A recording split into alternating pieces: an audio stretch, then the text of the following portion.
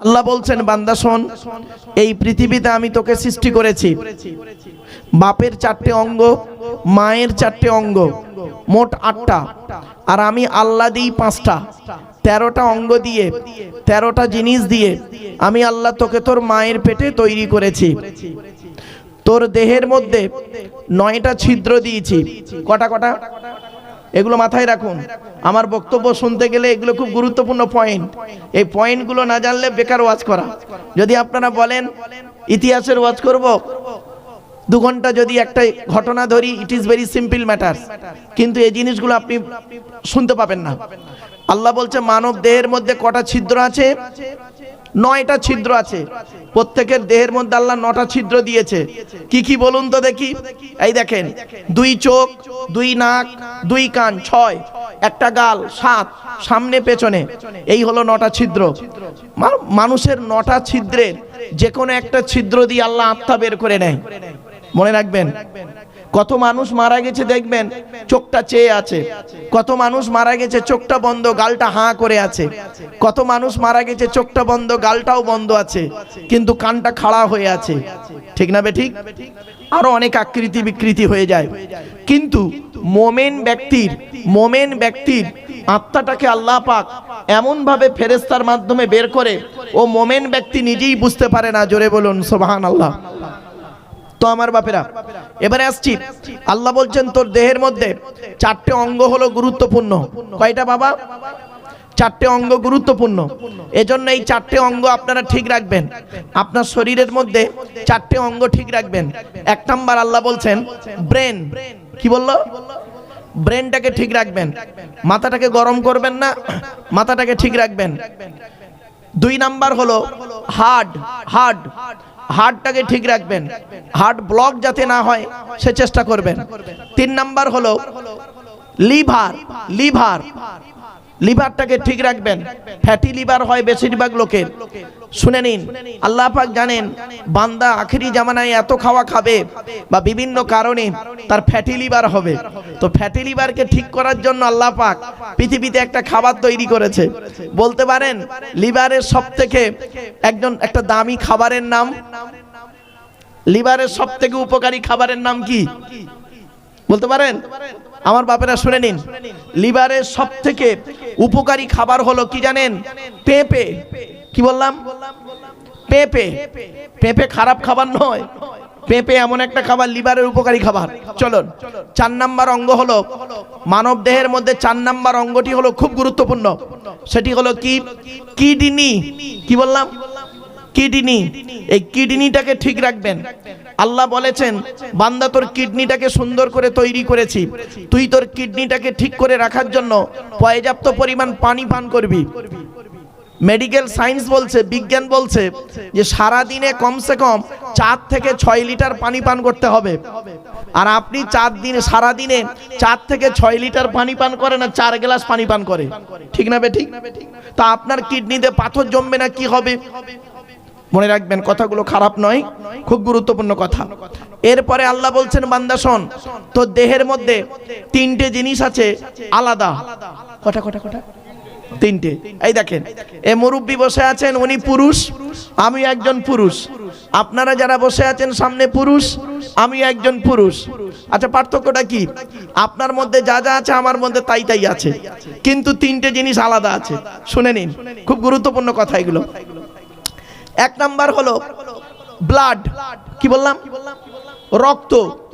আপনার রক্তের গ্রুপ ও পজিটিভ, আমারটা হলো বি প্লাস, ইত্যাদি ইত্যাদি।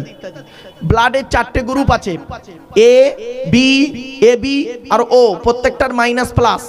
এজন্য আপনাদেরকে বলে নিচ্ছি বক্তব্যের শুরুতেই, হিন্দু মুসলমান কোনো ডিভাইডেড করতে যাবেন না। কিসের হিন্দু কিসের মুসলিম? একটা হিন্দুর রক্তের ভিতরে মুসলমানদের রক্ত আছে, মুসলমানদের রক্তের ভিতরে হিন্দুদের রক্ত আছে। ব্লাড ডোনেশন ক্যাম্প হয়, রক্তদান শিবির হয় এখানে। তো ব্লাড ডোনেশন ক্যাম্প যখন হয়, ব্লাড যখন নেওয়া হয়, তখন বলা হয় নাকি এই ও হিন্দু, ওর রক্ত আলাদা কর, ও মুসলিম, ওর রক্ত আলাদা কর, বলে নাকি? ব্লাডের মধ্যে কাস্টের কোনো ডিভাইড ডিভাইডেড থাকে না, ব্লাডের মধ্যে কালারের কোনো ডিভাইডেড থাকে না, ব্লাডের মধ্যে জেন্ডারের কোনো ডিভাইডেড থাকে না, ব্লাডের মধ্যে গ্রুপের ডিভাইডেড করা হয়, মানে পার্থক্য করা হয়। চলুন, ব্লাডের 4টে গ্রুপ আছে, এ বি, এ বি আর ও, প্রত্যেকটার মাইনাস প্লাস। একটা হিন্দুর রক্তের ভিতরে 3টে জিনিস পাওয়া যায়, লোহিত কণিকা, শ্বেত কণিকা, অনুচক্রিকা, as a same no difference. একটা মুসলমানের রক্তের ভিতরে ওই 3টিই পাওয়া যায়। কিসের হিন্দু কিসের মুসলিম পার্থক্য করেন? শুনে রেখে দিন, সৃষ্টিকর্তার আরাধনা উপাসনার পদ্ধতিটা আমাদের আলাদা হতে পারে। মানুষ হিসেবেই প্রত্যেকেই আমরা হলাম আদমের সন্তান, ঠিক না বে ঠিক? আর একটা কথা আপনাদের বলছি, শুনে নিন। সাথে সাথে হে হিন্দু ভাইয়েরা, হিন্দু ভাইয়েরা, মন্দিরে গিয়ে যাকে ঈশ্বর বা ভগবান বলে ডাকো, তাকে জীবনে কোনোদিন মন্দিরে পাওয়া যাবে না। হে খ্রিস্টান ভাইয়েরা, গির্জায় গিয়ে যাকে গড বলে ডাকো, তাকে জীবনে গির্জায় পাওয়া যাবে না। হে মুসলমান ভাইয়েরা, গালে দাড়ি মাথায় টুপি দিয়ে মসজিদে গিয়ে যাকে আল্লাহ আল্লাহ বলে ডাকো, ও আল্লাহকে মসজিদে পাবে তো? চলুন দেখি, এই কোরআনে আল্লাহ নিজেই বলেছেন। আমার সামনে একটি কোরআন আছে, আমার হাতে রয়েছে। এই কোরআনে আল্লাহ বলেছেন, এই কোরআনে আল্লাহ বলেছেন। আল্লাহ কোথায় আছে শুনে নিন। পবিত্র কোরআনের 26 নম্বর পারার 18 নম্বর পৃষ্ঠার 1ম নাম্বার লাইন, সূরার নাম সূরা কফ। আল্লাহ বলছেন, ওয়ালাকাদ খলাকনাল ইনসানা ওয়া না'লামু মা তুওয়াসবিসু বিহি নাফসুহু ওয়া নাহনু আকরাবু ইলাইহি মিন হাবলিল ওয়ারিদ। এর বাংলা অর্থ কি? আল্লাহ বলছেন, হে মানব জাতি, এখানে হিন্দু মুসলমান কোনো পার্থক্য নেই। আল্লাহ বলছেন, হে মানব জাতি, আমি তোদের সৃষ্টি করেছি, তোদের মনের মধ্যে ভালো মন্দ যা কিছু আছে সব আমি আল্লাহ জানি। তোরা যেন কোনোদিন ভাববি না আমি আল্লাহ অনেক দূরে আছি। না না না, আমি তোর ঘাড়ের শিরারও নিকটবর্তী। একবার অন্তরে অন্তঃস্থল থেকে আমাকে আল্লাহ বলে ডাক দে, আমি আল্লাহ তোর ডাকে সাড়া দেব। এজন্য বাপেরা অনুরোধ করে বলে যাচ্ছি। এবারে আসছি, 1 নাম্বার হলো ব্লাডের পার্থক্য। 2 নাম্বারটা কি পার্থক্য শুনে নিন। আল্লাহ কোরআনে বলছেন, আলাম নাজআল লাহু আইনাইনি। আল্লাহ বলছেন, আমি কি তোর 2টো চোখ দান করি নাই? চোখ চোখ। আচ্ছা বাপেরা, আপনারা আধার কার্ড করেছেন তো সকলেই? আচ্ছা, আধার কার্ড করতে গিয়ে আপনাদের অফিসাররা কি বলেছিল মনে আছে? চোখটাকে বড় করে চান বলেছিল। কেন কেন বলেছিল আপনাদেরকে চোখটাকে বড় করে তাকাতে? কেন বলেছিল? কি হিন্দু কি মুসলিম? শুনে নিন, এই পৃথিবীতে মানুষের মধ্যে 3টে জিনিস আলাদা প্রত্যেকের। মনে রাখবেন, এই পৃথিবীতে আল্লাহ বলছেন, চোখের দিকে তোমরা লক্ষ্য করো। চোখ কি বানাইনি? এর মধ্যে একটা ব্যাপক আলোচনা রয়েছে। কেন জানেন? শুনে নিন, পৃথিবীর যত মানুষ এসেছে, আসছে, আসবে, যত মানুষ এসেছে, আসছে, আসবে, কোন মানুষের সঙ্গে কোন মানুষের এই চোখের রেটিনার মিল নেই। আল্লাহ মিল রাখে নাই, প্রত্যেকের চোখের রেটিনা আলাদা করে পাঠিয়েছে। জোরে বলুন সুবহানাল্লাহ। তাহলে কটা হলো বাপ? ভুলে গেলেন? কটা পার্থক্য হলো? 2টো। 1 নাম্বার কি? 1 নাম্বার কি পার্থক্য? মোট 3টে পার্থক্য। তার মধ্যে একটা বললাম ব্লাড, রক্ত। রক্ত কি বললাম? রক্ত। আর 2 নাম্বারটা কি? চোখের রেটিনা। এ ভাই আস্তে, এইটা আমার কানে প্রতিফলিত হচ্ছে। আসলে আপনাদের এখানে যা দেখলাম, বেশ কিছু অভিজ্ঞতা হলো বা হচ্ছে। 1994 সাল থেকে টুকটাক ওয়াজ নসিহত করি। আজ আমার জলসা জীবনের অভিজ্ঞতা হলো প্রায় 30 বছর হতে যায়। একটা বাস্তব অভিজ্ঞতা আপনাদের থেকে শিখলাম। এখানে এসেছি অনেকক্ষণ, একটু ফলো করছিলাম, কম বেশি বুঝি, তাই বাস্তবটাই বলছি। এখন বলবো না, বক্তব্যের মাধ্যমে অ্যাঙ্গেলে কথাটা আসবে, জ্ঞানীগুণী বুদ্ধিজীবী মানুষ একটু বুঝে নেবেন। চলুন, 1 নাম্বার হলো ব্লাড, 2 নাম্বার হলো কি? চোখ, 3 নাম্বার কি? কোরআনে আছে, সব কোরআনে আছে। 3 নাম্বারটা আল্লাহ বলছেন, আয়াহসাবুল ইনসানু আল্লান নাজমাআ ইযামা বালা কাদিরিনা আলা আন নুসাউবিয়া বানানা।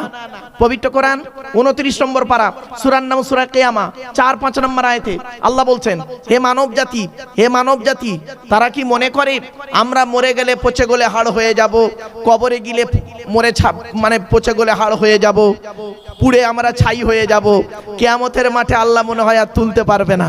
আল্লাহ বলছেন, খবরদার এরকম ভাবনা চিন্তা নিবি না। এই পৃথিবীতে যেমন তোদের বুড়ো আঙুলের ছাপ যেমন কারোর সঙ্গে কারোর কোনো মিল নেই, কিয়ামতের মাঠে কারোর সঙ্গে কারোর কোনো মিল পাবি না। জোরে বলুন। কোরআনের এই আয়াতকে নিয়ে সারা বিশ্ব গবেষণা করছে। ফিঙ্গারপ্রিন্ট, তাহলে তিনটে জিনিস কি? 1 নাম্বার ব্লাড, রক্ত, 2 নাম্বার চোখ, 3 নাম্বার হলো কি? ফিঙ্গারপ্রিন্ট, এই আঙুলের ছাপ। এই তিনটে আলাদা, কারোর সঙ্গে কারোর আল্লাহ সঠিকভাবে পুরোটাই মিল দেয়নি। আল্লাহ বলছেন, এই জিনিসগুলো দেখ, একবার আমাকে আল্লাহ আল্লাহ বলে ডাক, আমি তোর ডাকে সাড়া দেব। জোরে বলুন সুবহানাল্লাহ। আমার বাপেরা, আল্লাহ সম্পর্কে আরো অনেক আলোচনা, যেহেতু তার বাণী কোরআন, সেই আল্লাহর কথাগুলো থেকে বেশ কিছু কথা আপনাদের কাছে আমি তুলে ধরবো। বাবা ইউটিউব বাবাজিরা, ইউটিউব বাপেরা, তোমরা ভুলভাল ছবি টবি দিও না।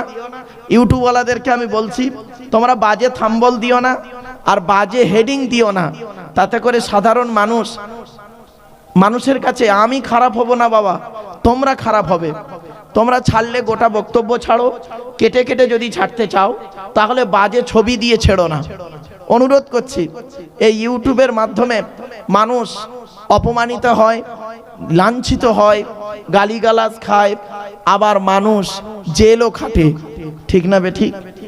আপনারা হয়তো বুঝতে পারছেন না বাবা, ইউটিউবওয়ালারা বুঝতে পারছে। এরা কাটিং করে বক্তব্যকে বিচ্ছিরি ভাষায় করে। আমি কোরআনটা এইভাবে ধরেছি, তো এইভাবে কোরআনটা ধরেছি, ওরা আমার এই ডান হাতটাকে তুলে দেবে, বাঁ হাতটাকে এরকম লাগিয়ে দেবে, মানে আমি বাঁ হাতে কোরআন ধরেছি, এরকম এদের নেচার। বেশ কিছু ইউটিউবওয়ালার আছে বাবা, খবরদার নয়, এগুলোকে কাটিং করে করবে না। কিয়ামতের মাঠে কিন্তু ধরবো তোমাদেরকে। তোমাদের সঙ্গে আমার দেখা হবে ওই মাঠে, যে মাঠে বাপ তার ছেলের উপকার করতে পারবে না, ভাই তার বোনের উপকার করতে পারবে না, স্বামী তার স্ত্রীর কোনো উপকার করতে পারবে না। ওই মাঠে তোমাদের সঙ্গে আমার দেখা হবে। ইয়াউমা ইয়াজমাউকুম লিয়াউমিল জামঈ যালিকা ইয়াউমুত তাকাবুন। হার জিতের মাঠে দেখা হবে। এজন্য আমি অনুরোধ করে বলছি বাবা, আমি তোমাদেরকে বক্তব্য মানে ভিডিও করতে, রেকর্ডিং করতে আমি নিষেধ করছি না, তবে একটা কথা বলছি, তোমরা এইভাবে করো না। আমি ব্যক্তিগতভাবে কোনো ভিডিওওয়ালাকে ডাকি না, আগেই বলে দিচ্ছি বাপ, আমি কোনোদিন কোনো ইউটিউবওয়ালাকে দাওয়াত দিইনি যে তোরা আমার ওয়াজ নিয়ে বাইরে ছেড়ে দে, যাতে করে দুটো জলসার দাওয়াত বাড়ে। মনে রাখবেন, রিজিকের মালিক আল্লাহ, জলসা দেওয়ার মালিক আল্লাহ। ঠিক না বে ঠিক? আল্লাহ কার মাধ্যমে কোথায় কিভাবে তার কোরআনের বাণী প্রচার করিয়ে নেবেন তিনিই ঠিক করে রেখেছেন। আপনি যতই বলেন, আমি যতই বলি, হয় না বাপ। ধারণাটা পুরোপুরি আমাদের ভুল। চলো না, গিয়ে যাচ্ছি। আল্লাহ সম্পর্কে আর আপনাদেরকে কিছু বলবো না, আল্লাহর কোরআন নিয়ে আলোচনা করব। আল্লাহ কোরআন যার উপরে পাঠিয়েছেন তার নাম হলো মুহাম্মদ সাল্লাল্লাহু আলাইহি সাল্লাম। তাই তো বাবা? বলুন না, হ্যাঁ আমার সঙ্গে কথা বলেন। যেটা বুঝতে পারবেন না শিখে নিন এখানে। আমাকে ডেকেছেন কেন? আমাকে ডেকেছেন 3টে কারণে। কটা কারণ? 3টে কারণে আমাকে ডেকেছেন। আমার আগে বাংলাদেশের এক মুসাফির ভাই তিনি আলোচনা করছিলেন। তার আগে বাংলার বিখ্যাত আলেমে দ্বীন মুফতি আল্লামা হযরত আব্দুল কাইয়ুম সাহেব তিনি আলোচনা রেখেছেন। তাই তো নাকি বাবু? আলহামদুলিল্লাহ, তিনি আলোচনা রেখেছিলেন। তো আমাদেরকে ডেকেছেন কেন? কারণটা কি? কারণ হচ্ছে 3টি। 1 নাম্বার হলো অজানাকে জানা। কি বললাম? জোরে বলুন। অজানাকে জানা। 2 নাম্বার কি অজানা জানা? একটু ধৈর্যের পরিচয় দিন, প্রমাণ পাবেন। 2 নাম্বার হলো ভুল সংশোধন করা। কি বললাম? কি ভুল সংশোধন করা? একটু ধৈর্যের পরিচয় দিন, কতগুলো ভুল বেরোচ্ছে দেখুন। 3 নাম্বার কিছু পরামর্শ নিয়ে নেওয়া। কি পরামর্শ দেব আমি আপনাদেরকে? আমি ব্যক্তিগত কোনো পরামর্শ আপনাদেরকে দেব না। এই আল্লাহর কোরআন আর নবীর সহি হাদিস থেকে কিছু পরামর্শ আপনাদেরকে দেব। সেই পরামর্শ মোতাবেক যদি আপনি পৃথিবীতে চলতে পারেন, শান্তিতে থাকতে পারবেন, আশা করা যায় পরকালে জান্নাত পেতে পারবেন। এই আশা নিয়ে গুটিগত কথা আপনাদের কাছে রাখবো। তবে একটা কথা আপনাদের বলি, এই বক্তব্য করতে করতে টান দিচ্ছি না বলে প্রবলেম হচ্ছে, এই টেনে টেনে বলছি না বলে একটু দাঁড়ান, ধৈর্যের পরিচয় দিন। গরম হয়ে গেলে অটোমেটিক টেনে ছিঁড়ে ছাড়াই দিচ্ছি, একটু চিন্তা নেই। কারণ অনেক মানুষ টান না হলে বললো বক্তা বেকার। বাপেরা আমার বলা নিয়ে ওয়াজ করুন, বলা নিয়ে চিন্তা ভাবনা করবেন, গলা নিয়ে চিন্তা ভাবনা করবেন না। গলা আর বলা দুটো কিন্তু আলাদা, অনুরোধ করে বলছি বাপ। চলেন এবার আসছি আমাদের নবীর পরিচয়। আচ্ছা, নবী হতে গেলে তার পরিচয় কটি? নবীদের পরিচয় হলো তিনটি। কয়টি বাবা? তিনটে। মনে রাখবেন, সব সময়ের জন্য এই পয়েন্টগুলো মনে রাখবেন। এক নাম্বার, যিনি নবী হবেন তার চরিত্র উত্তম হতে হবে। এই পৃথিবীতে যত নবী এসেছেন প্রত্যেক নবীর চরিত্রকে আল্লাহ পাক উত্তম করে পাঠিয়েছে। জোরে বলুন সুবহানাল্লাহ। দুই নাম্বার, যিনি নবী হবেন তার উপরে আল্লাহর তরফ থেকে ওহী নাযিল হতে হবে। ক্লিয়ার? তিন নাম্বার, যিনি নবী হবেন তার দ্বারায় অলৌকিক ঘটনা ঘটতে হবে, একটা হোক বা 50টা হোক। পৃথিবীতে যত নবী এসেছেন প্রত্যেক নবীর মাধ্যমে আল্লাহ পাক 1 থেকে 50টার ভিতরে অলৌকিক ঘটনা মুজিজা দিয়েছেন। কিন্তু আমার নবী, বিশ্ব নবী, কুল কায়নাতের রসুল মুহাম্মদ সাল্লাল্লাহু আলাইহি সাল্লামের উপরে আল্লাহ পাক এই পৃথিবীতে 1000-এরও বেশি মুজিজা দিয়েছেন। সেই 1000 মুজিজার ভিতরে সর্বশ্রেষ্ঠ হলো এই কোরআনুল মাজিদ নাজিল করা। মনে রাখবেন, এই কোরআনকে নিয়ে গবেষণা করছে সারা পৃথিবী, কোরআন নিয়ে চিন্তা ভাবনা করছে সারা পৃথিবীর মানুষেরা। হিন্দু, মুসলিম, জৈন, ব্রাহ্মণ, খ্রিস্টান, কুলি, সাঁওতাল, বাগদি, দুলে, জাতি, ধর্ম, বর্ণ নির্বিশেষে সকলে কোরআনকে নিয়ে গবেষণা করছে, কোরআন পড়ছে, কোরআনকে নিয়ে চিন্তা ভাবনা করছে। কারা করেছে? America, London, France, Britain, Japan, Jordan, জার্মানের ঠান্ডা ঘরে বসে বসে কোরআনকে নিয়ে গবেষণা করছে। কারা করেছে? Humphry Davy, Michael Faraday, Einstein, Isaac Newton, doctor Maurice Bucaille, mister Cook, mister জাবেরিন, mister Campbell, Raja Rammohan Roy, Ishwarchandra Vidyasagar, Rabindranath Tagore, Acharya Jagadish Chandra Bose, Francis Drake, Williams কিটমুর, Williams Harvey, Thomas, George Bernard, এরা কোরআনকে নিয়ে গবেষণা করেছে। আমরা কিন্তু সেই কোরআনকে নিয়ে গবেষণা করতে পারিনি। আমরা কি করলাম জানেন? আমরা সকলে নয়, কিছু ব্যক্তি আমরা করলাম কি, এই কোরআনকে নিয়ে গোল টুপি, লম্বা টুপি, চেরা জামা, ফাড়া জামা, বুকে হাত বাঁধা, নাভির নিচে হাত বাঁধা, হাত তুলে মোনাজাত করা না করা, এই নিয়ে আমাদের মধ্যে মারামারি। এ ওরে বলে কাফের, ও ওরে বলে কাফের। ঠিক না বে ঠিক? আমার বাপেরা শুনে রেখে দিন, আল্লাহর নবী বলেছেন, তুমি যাকে কাফের বলছো সত্যিকারের যদি সে কাফের না হয়, বললেওয়ালা নিজে কাফের। মনে রাখবেন, মাইকের সামনে এসে কিছু একটা বলে দেবার নাম বক্তা নয়। তিনটে জিনিস কোনোদিন ব্যাকে আসে না। এক নাম্বার, ধনুক থেকে তীরটা বের হয়ে গেলে ওই তীরটা আর কোনোদিন ব্যাকে আসে না। দুই নাম্বার, দেহ থেকে আত্মাটা বের হয়ে গেলে ওটা আর পৃথিবীতে রিটার্ন দেওয়া হয় না। তিন number, it is very very important, জবান থেকে কথা বের হয়ে গেলে ওটা আর কোনোদিন ব্যাকে আসে না। মনে রাখবেন, কথা যখন ভেতরে থাকে, কথা তখন আমার গোলাম, আমি যেভাবেই বের করব পরিবেশের উপরে নির্ভর করে ও সেইভাবেই বেরোবে। কথা যখন ভেতরে থাকে, কথা তখন আমার গোলাম, আর কথা যখন বের হয়ে যায় আমি তখন কথার গোলাম। এইটা যেন মাথায় থাকে। এই কথাটি যদি বুঝতে পারেন তাহলে আমার বক্তব্য আপনারা বুঝতে পারবেন। It is my concept.